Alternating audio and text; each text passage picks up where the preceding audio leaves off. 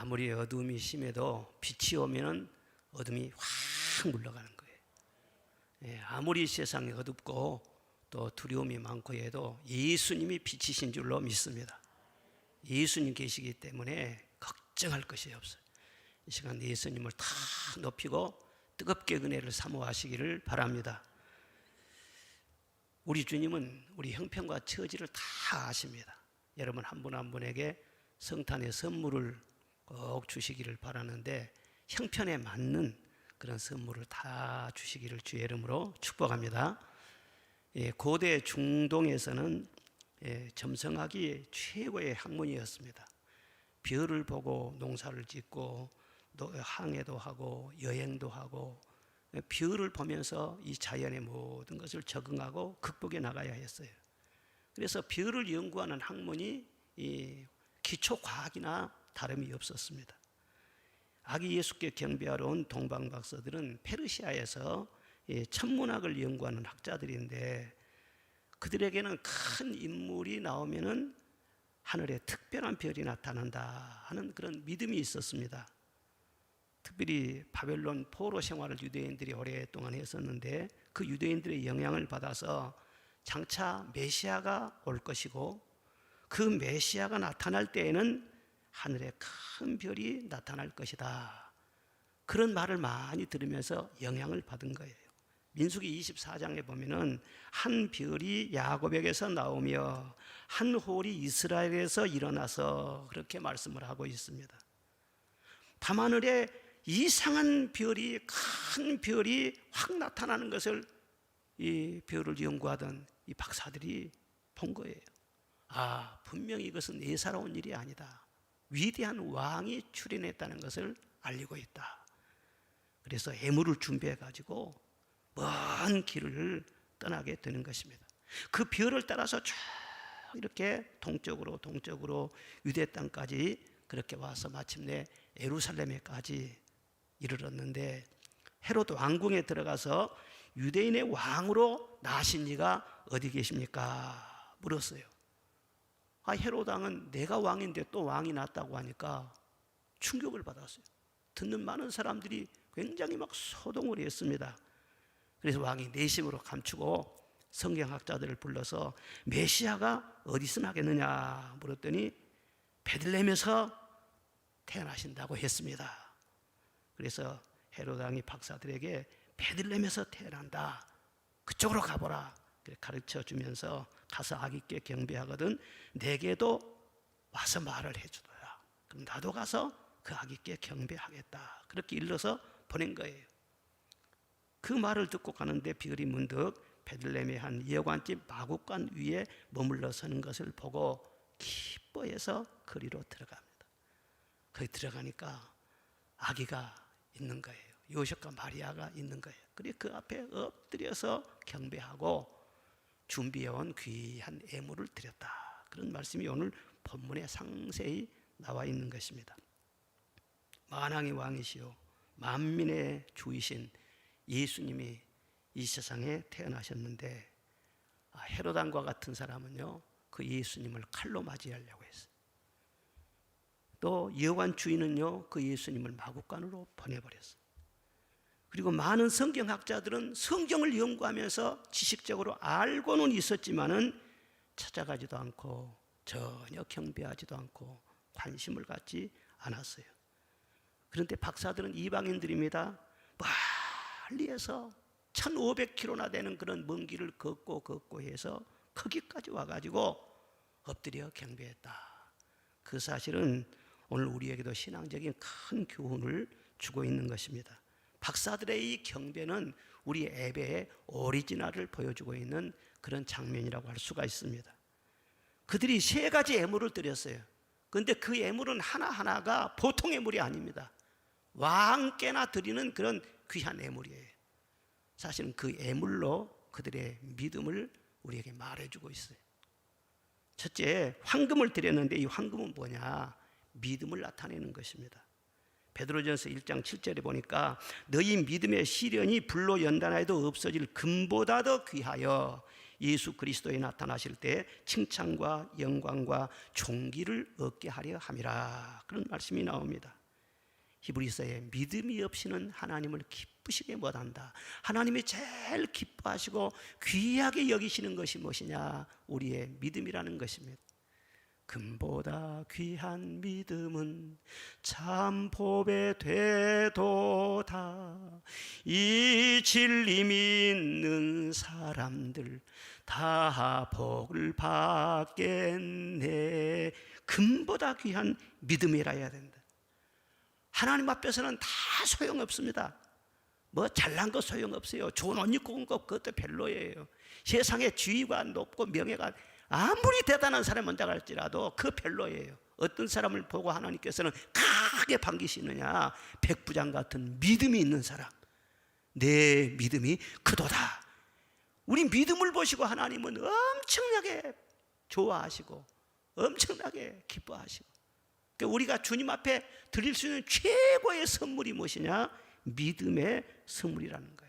우리가 진정한 그리스도인이 되려면 믿음의 가치가 얼마나 귀하다는 이것을 먼저 알아야 되는 것입니다. 그리고 그 귀한 믿음을 사모해야 된다고 하는 것입니다. 이 세상의 지식이나 물질이나 재능이나 명예나 권력이나 그 무엇보다도 우리는 믿음을 더 귀하게 여겨야 돼요. 왜? 믿음을 통해서 하나님과 연결이 되기 때문에, 믿음을 통해서 하나님을 만날 수 있고 하나님의 역사가 일어나기 때문에, 아무리 세상에서 불행을 당하고 망가지는 인생이 있다고 할지라도, 희망이 전혀 보이지 않고 자기가 무능력하고 도와줄 자 아무도 없는 그런 사람이라고 할지라도 예수님이 말씀하셨어요. 내 믿음대로 될지어다. 믿음만 가지면 그런 사람도 다 일어날 수 있고 다 살아날 수 있다는 거예요. 큰 믿음 가지면 크게 될 것이고, 강한 믿음 가지면 어떤 환난과 시험이 와도 이겨낼 수 있을 것이고, 귀한 믿음을 가지면 귀한 사람이 된다는 것입니다. 귀한 사람 되는 것은 어렵지 않습니다. 하나님께서 종기의 옷을 입혀주시면은요, 세상에 별 볼 일 없는 그런 사람도요, 귀한 사람 되는 거예요. 그런 일이 성경에 얼마나 많이 기록되어 있습니까? 금은 어느 시대나 어느 나라에서나 최고의 가치를 지니는 것입니다. 믿음의 가치를 금같이 귀하게 여기고 귀한 믿음을 지닌 그런 사람은 반드시 귀한 인물이 된다는 거예요. 변함없는 믿음을 가지면 어느 시대에 사나 변함없는 하나님의 사랑과 위로와 도우심을 경험하면서 마음의 평안과 기쁨도 얻을 수가 있고, 변함없는 하나님께서 후원해 주시고 밀어주시니까 그 사람의 삶은 형통할 수가 있는 것입니다. 그런데 금 같은 믿음이라 해야 되는데, 금도 순금 같은 믿음이라 해야 돼요. 어떤 사람들은 나는 믿어도 왜 안 됩니까? 하나님이 차별하는 것입니까? 왜 하나님께서는 내 기도를 들어주지 않습니까? 내 믿음은 통하지 않는 것처럼, 어떤 사람의 믿음은 잘 통하는데 자기 믿음은 잘 안 통한다는 거예요. 그래서 영적인 어떤 소외감도 느끼고 그러는데, 여러분 생각해 보세요. 수표를 가지고 와서 사용을 하려는데 유조 수표는요, 통하지 않는 거예요. 잘 맞아도 말이죠, 번호 하나만 틀려도, 아라비아 숫자 한 자리만 틀려도요, 사용이 안 되는 거예요. 우리가 믿는 것 같지만은요, 거기에 거짓이 섞여 있고 거기에 사사로운 잘못된 것이 섞여 있으면 그것을 다 제거해서 순수하게 하기까지는 그 믿음의 역사가 일어날 수가 없는 것입니다. 그래서 금이 재련의 과정을 통해서 순수하게 되는 것처럼, 하나님께서는 그 사랑하는 자를 믿음을 단련을 시키기 위해서 연단도 주는 것입니다. 아예 버려진 사람은요, 저주는 있지만 연단은 없어요. 그런데 하나님의 진정으로 사랑하는 사람에게는 저주는 없어요. 그런데 연단은 있다는 것을 알아야 됩니다. 순금을 얻기 위해서 불같은 시험을 경험하기도 하고 인내의 과정을 통과하기도 하고, 그러면서 정말 주님밖에는 없다, 그 믿음으로 계속해서 비전해 가시는 거예요. 성경 말씀 보면은 위대한 믿음의 사람들을 치고 이런 연단의 과정을 거치지 않은 사람이 한 사람도 없어요. 이 세상에 믿었던 모든 것이 다 끊어지고 사람들도 다 떠나가고 내가 이런 방법 저런 수단 다 해봤지만 그것이 통하지 않고, 정말 우리 주님밖에는 없구나, 이 사상이 뼛속 깊이 새겨진 사람들이에요. 그래서 주님 한 분만을 꽉 붙잡을 때 정말 주님께서 그 한 사람 한 사람을 순금으로 만들어주지 않습니까? 정말 주님 외에는 나를 도울 자도, 변함없이 나와 함께 하실 자도, 나를 지켜주실 자도 없습니다. 주님만 나의 구원이시고 생명이시고 능력이시고 참된 위로자가 되시고 진리요 빛이 되시는 줄로 믿습니다. 예수 밖에는 없네. 이 고백이 뼛속 깊이 새겨져야 돼요. 정말 주님밖에는 없구나. 그런 사람을 통해서 하나님께서는 새로운 역사를 써가도록 이끄시는 것입니다. 오직 주님 이 신앙 하나만 가지면은요, 두려울 것이 하나도 없어요. 역사를 새롭게 만들 수 있다니까요. 예수님이 오신 날을 중심으로 해서 기원 전, 기원 후, AD, BC 그렇게 나누지 않습니까? 지금 온 세계가 사용하는 이 달력은 주후, 예수님이 태어나신 이후 2010년째예요. 그런데 원래 5세기까지는 로마의 달력을 써오다가 로마 황제 디오니시우스라고 하는 황제가 이 로마의 달력으로 예수님의 탄생을 쭉 추정을 해보니까 754년도에 예수님이 태어나셨다, 그것을 알게 된 것입니다. 그리고 그때를 기점으로 해가지고 기원으로 삼고 주전과 주후를 나누어서 그렇게 사용하게 된 것입니다. 그러니까 예수님의 탄생이 역사의 중심이고 모든 시간에 정점을 이룬다는 것을 그렇게 받아들이면서 그런 의미로 기원전 기원후 그렇게 나눈 거예요. 우리 예수님은 알파와 오메가가 되신다는 그런 뜻인 것입니다. 예수님이 오시기 전에는 사실 시작도 없었고 끝도 없었고 모든 것이 허무했어요. 혼란했어요. 그렇죠? 우리 인생도 예수님을 진정으로 만나기 전까지는 그 전의 삶이 혼란했어요. 진정한 시작이 없었어요. 예수님이 오신 다음에 새롭게 변화된 것이죠. 주님께서 명하시면은요, 역사의 흐름도 딱 멈출 수가 있는 것입니다. 그리고 주님께서 명하시면은요, 영광의 새로운 세계가 활짝 열려질 수도 있는 것입니다. 예수님을 그렇게 믿고 내 중심의 보좌에 온전히 모시는 그 믿음, 그 믿음이 순금 같은 믿음이고 하나님이 보실 때 가장 기뻐하는 것인 줄로 믿습니다. 박사들에게서 예수님을 경배하는 것은요, 첫째였어요. 자기들의 건강이나 안전이나 자기들이 연구하는 학문이나 그것보다도 직장일보다도 예수님이 첫째였어요. 그래서 모든 것을 중단하고 그 비율을 따라서 경배하기 위해서 만 길까지 왔지 않습니까? 우리를 또 진정으로 순금 같은 믿음을 가지려면 예수님이 첫째가 돼야 돼요. 예수님이 필요로 한다면서도요, 내가 첫째요. 내가 좋으면 하고 내가 싫으면 안 하고 내가 첫째요. 그러면 예수님은 내 자리에 어디에 쓰시게요? 내 중심의 보좌에 계셔가지고 예수님이 첫째가 돼야지. 그래야 예수님이 나를 첫째로 만들어줄 것 아니에요. 내 가족이 첫째, 내 일이 첫째, 어떤 사람 내 취미생활이 첫째, 이렇게 해서 예수님이 자꾸 순위로 밀려지게 되면 예수님은 제일 꼴찌가 되네요. 예수님은 첫째가 아니면 상대를 하지 않으세요. 두 번째도 좋다, 차선도 좋다, 그게 아니라는 거예요. 언제나 예수님을 나의 첫째로 모셔야 돼. 할렐루야. 그럴 때 예수님을 우리 한 사람 한 사람을 첫째로 삼아 주시는 것입니다. 계속 예수님이 순위에 있어서 뒤로 밀려가면 그것은 순금신앙이 아니라 잡석신앙이에요. 그게 무슨 가치가 있겠어요? 예수님은 나의 왕이십니다. 나의 전부이십니다.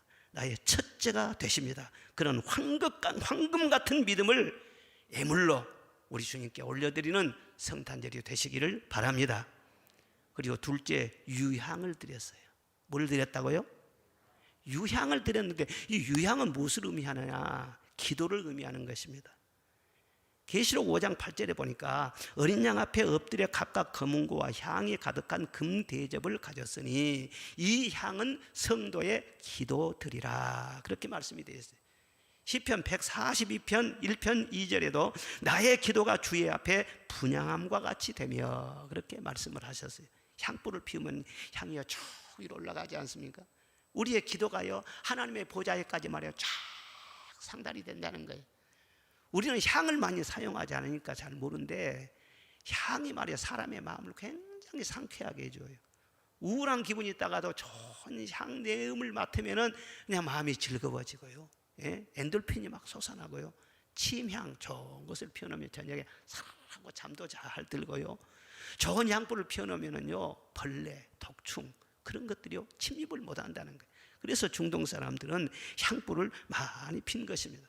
그런데 우리 하나님 앞에서 피워드릴 수 있는 좋은 향은 무엇인가? 성전에마다 다 향불을 피웁니다. 분향단이라고 있습니다.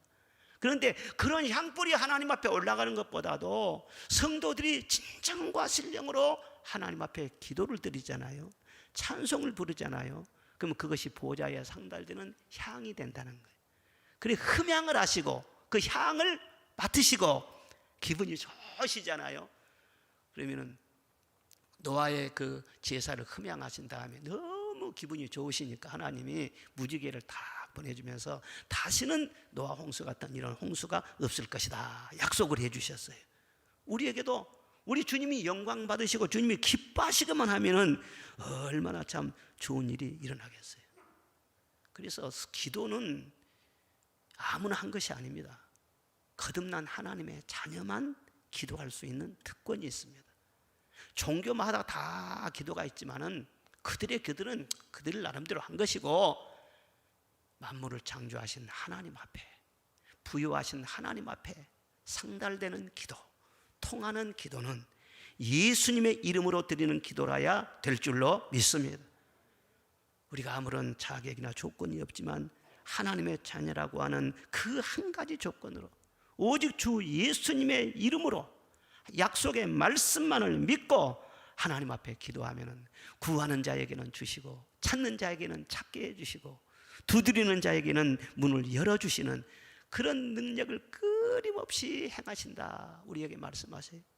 골로새서 1장에 보니까 만물이 그에게서 창조되었고 모든 왕들과 주권자와 통치자들이 그에게서 났고 그는 교회의 머리시고 만물의 으뜸이 되시고 모든 충만이 그 안에 거하신다 말씀을 하셨습니다.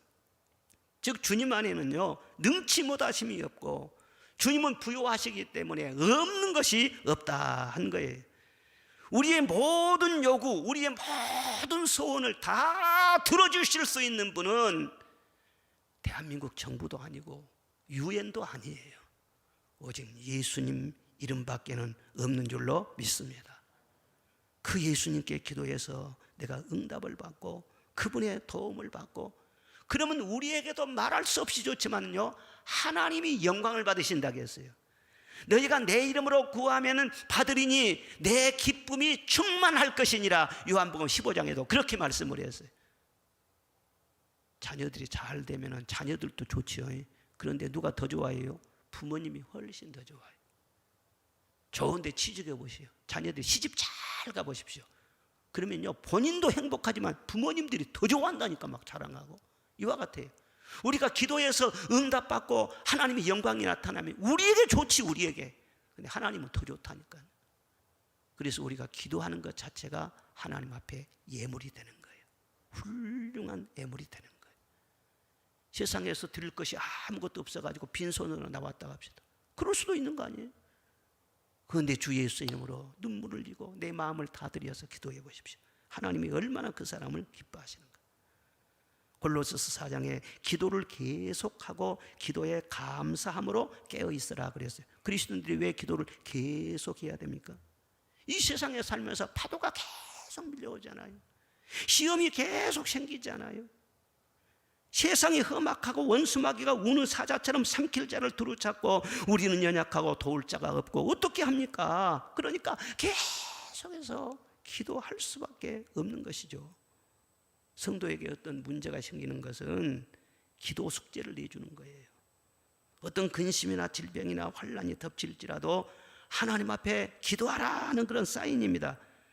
그래서 주님의 뜻대로 기도를 하면은 하나님은 기다렸다는 듯이 우리의 손을 잡아주시고 구원해 주시고 적절한 처방을 주신다는 것을 여러분 믿으시기를 바랍니다.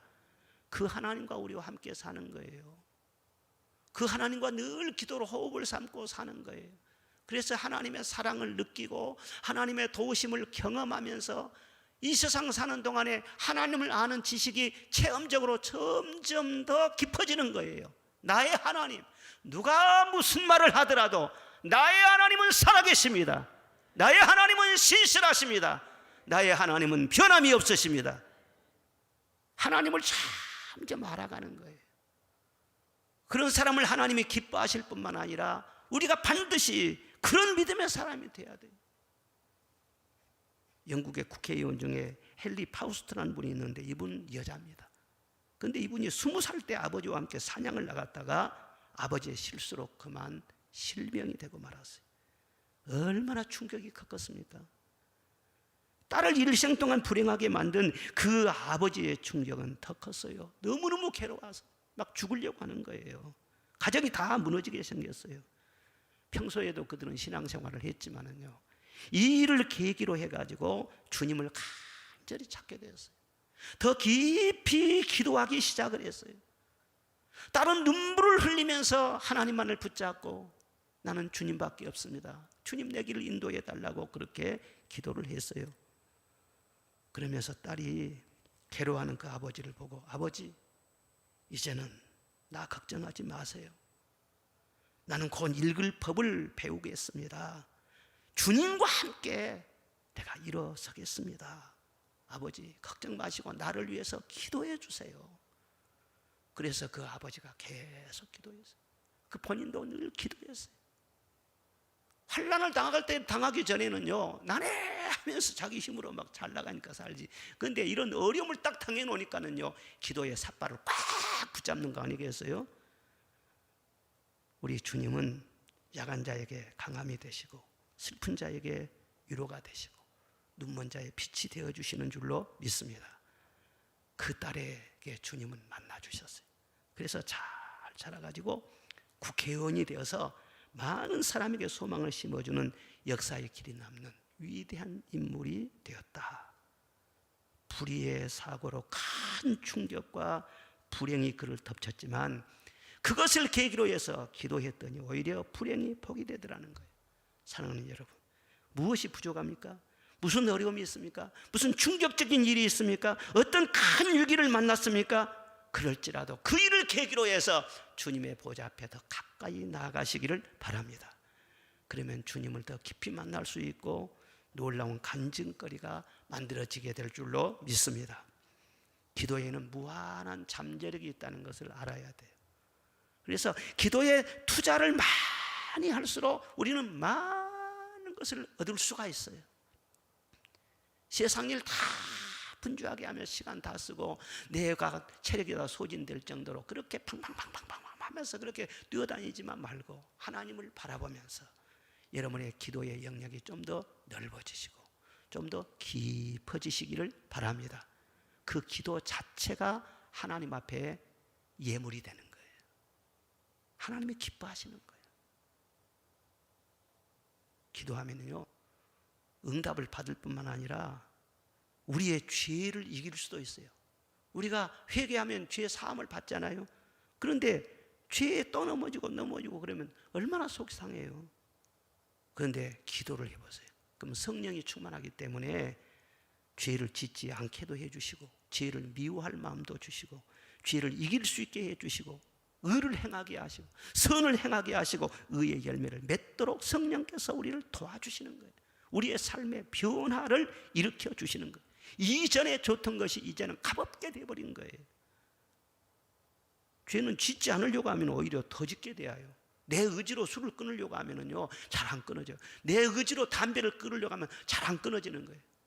잘못된 길을 가는 사람들은 다 스스로 압니다. 아유, 내가 이렇게 바람 피면 안 되지. 알아요. 알면서도 계속해서 빠져들어가는 거예요. 그게 바로 연약한 인간이 아니겠어요? 그런데 주님 앞에 기도를 하잖아요.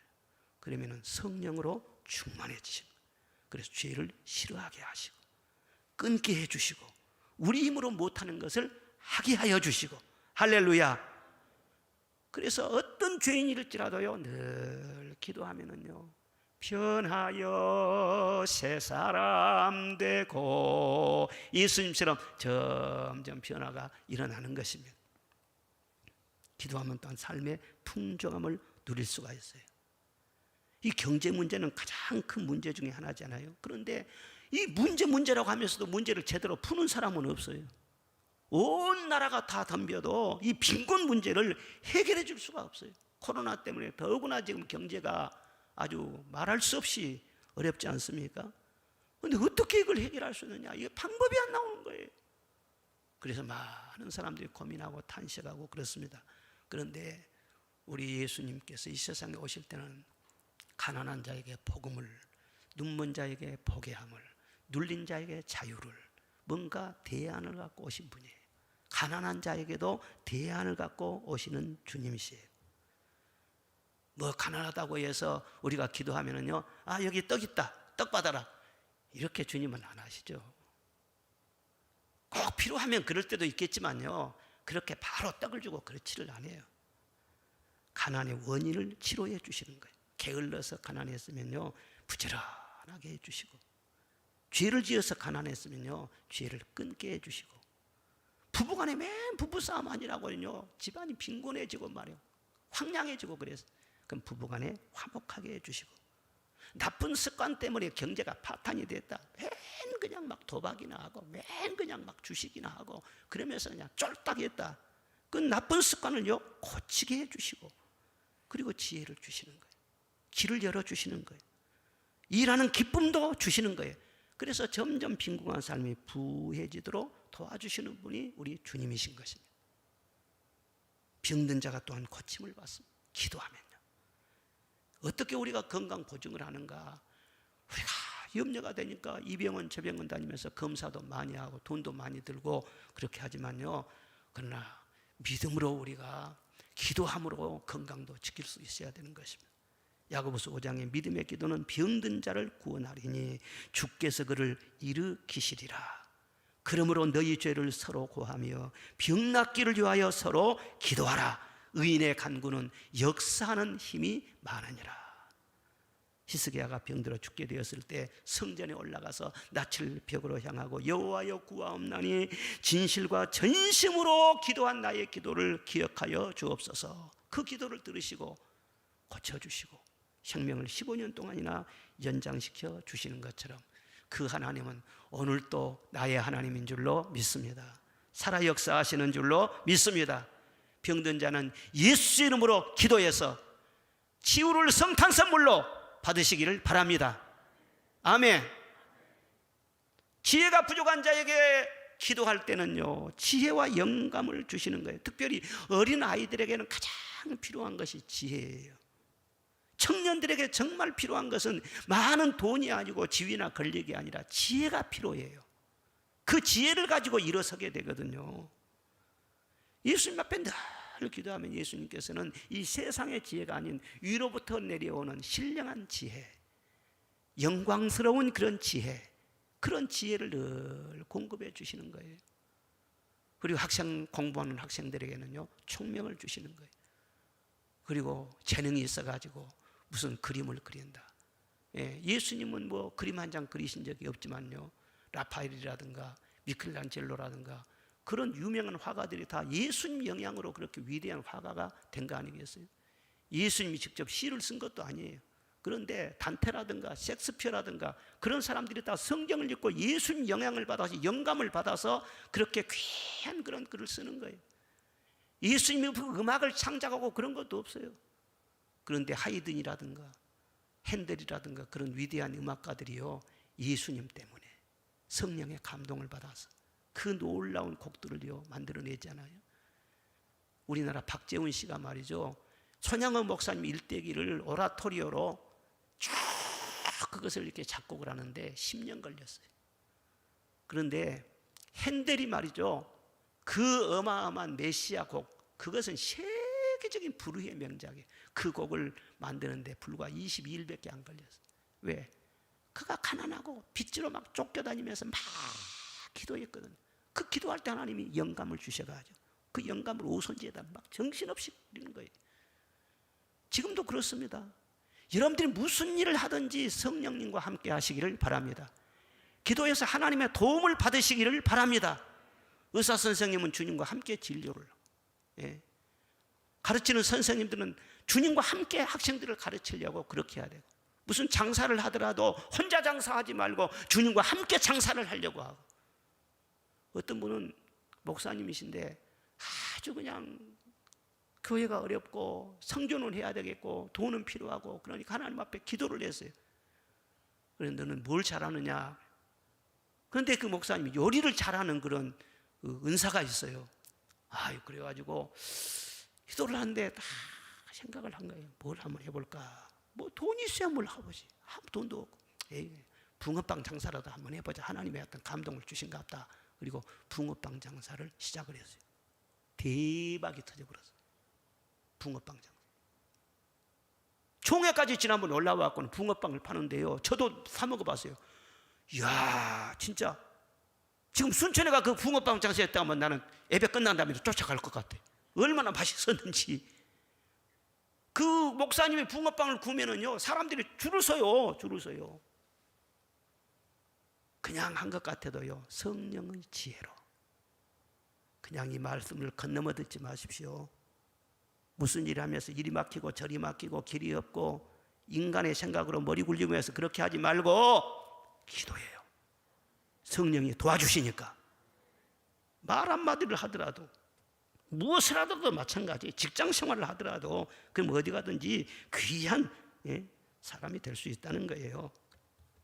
기도의 사람 바울 사도가 유라굴로 광풍을 만나서 두려워 떨며 기진맥진해 있는 그 승객들을 향해서 뭐라고 외쳤습니까? 어젯밤에 내가 섬기는 하나님, 나의 속한 바 되신 하나님이 내게 나타나서 말씀을 하셨습니다. 포기하지 말라고, 희망의 줄을 놓치지 말라고, 음식을 먹고 기력을 회복하라고, 여러분 중에 한 사람도 죽지 않을 것이라고 분명히 말씀하셨습니다. 내가 기도했거든요. 하나님이 내 기도를 들으시고 내게 말씀을 주셨거든요. 그 하나님은 말씀을 이루시는 하나님이십니다. 여러분 중에 한 사람도 죽지 않습니다. 포기하지 마세요. 음식 먹으세요. 힘내세요. 바울사도 말대로 풍랑을 만나가지고 파산까지 당했는데도 한 사람도 죽지를 않았어요. 이 기도의 사람이요, 수많은 사람을 살립니다. 이 시대에 뭐가 필요하느냐? 기도의 사람이 이 나라를 지키는 거예요.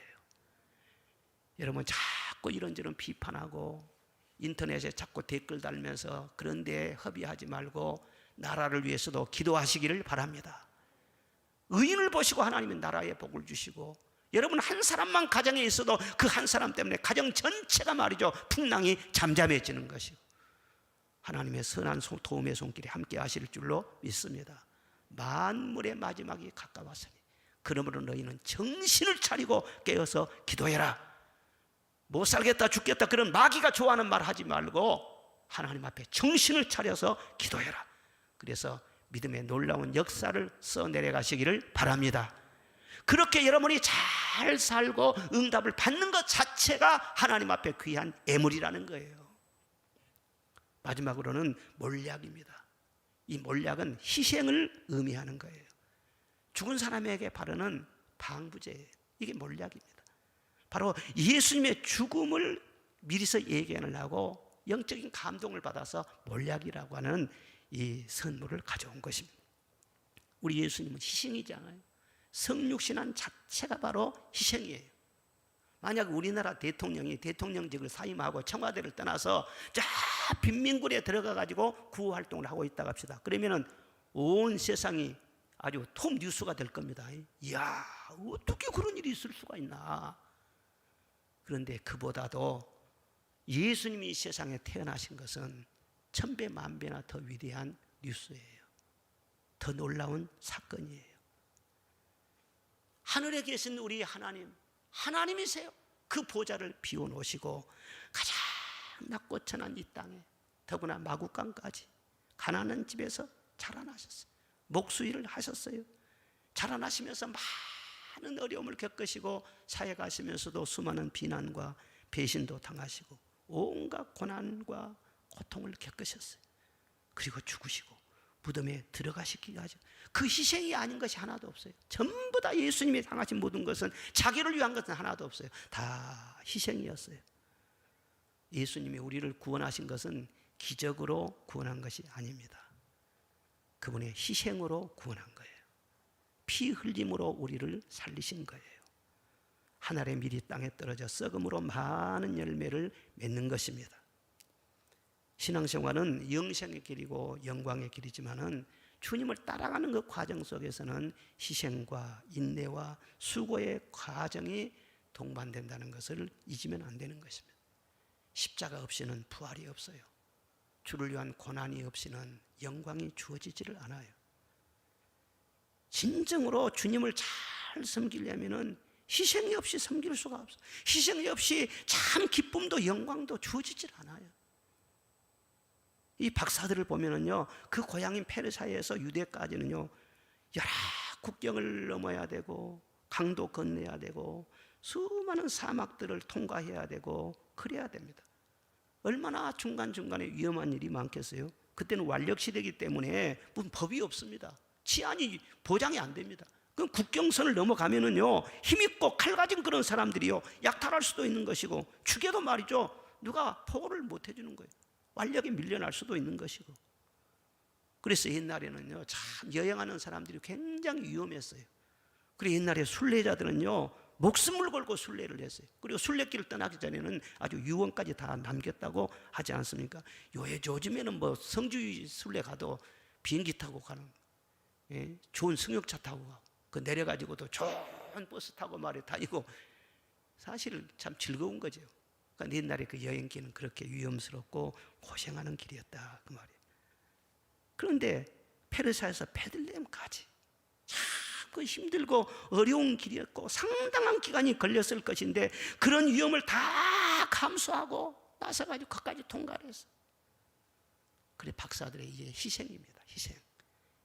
희생이 들어가지 않은 경배라는 것은 있을 수가 없어요. 요즘 웬만하면 높은 사람들은 대신 보내잖아요.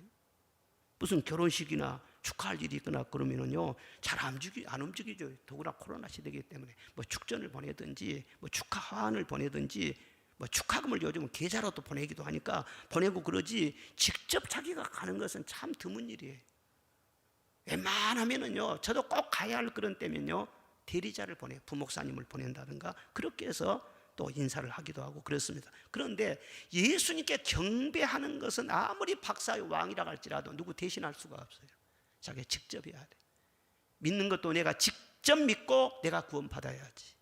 내가 직접 예수님을 영접하고 내가 천국 백성이 되는 것이지, 누가 대신해 줍니까? 내가 예수님을 믿고 따라가는 것도 경배하는 것도 누가 대신해 줄 수가 없어. 내가 경배해야 내게 복이 되는 것이지. 박사들은 베들레헴에 찾아가서 아기를 그냥 구경한 것이 아니에요. 아이고 참 훌륭한 인물이 태어나셨네 하고 존경하고 한마디 하고 지나간 것이 아니에요. 뭐라 했어요? 엎드려서 경배했다. 다 엎드려서. 그 어린 아기인데, 그 박사들이 얼마나 지체가 높습니까? 성경 학자들은요, 이 박사들이 왕급이라는 거예요. 왕급. 그러니까 예루살렘에 와서도 헤롯 왕을 자유롭게 만날 수 있잖아요. 왕같이 지체가 높은 사람들. 그런데 그 모든 것 다 내려놓고 아기 예수께 딱 경배하다니, 예수님을 알아보지 못했더라면요, 어떻게 그런 일이 있을 수가 있겠어요?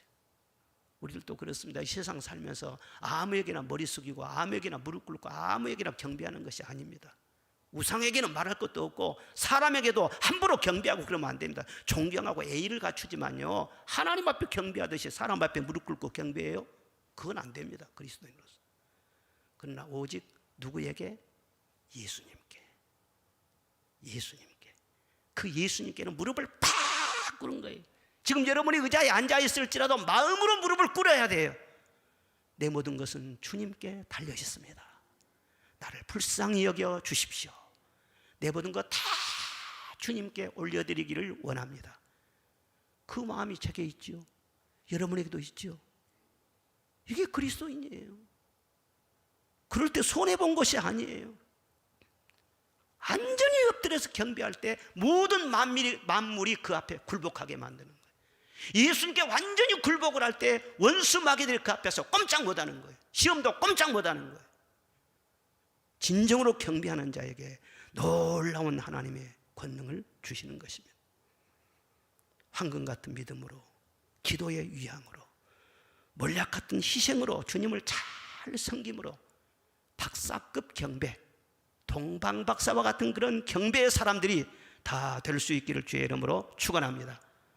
박사들이 경배하고 고국으로 이제 돌아가는데 하나님의 사자가 꿈에 나타나서 헤롯을 만나지 말고 다른 길로 가라, 그렇게 지시를 해준 거예요.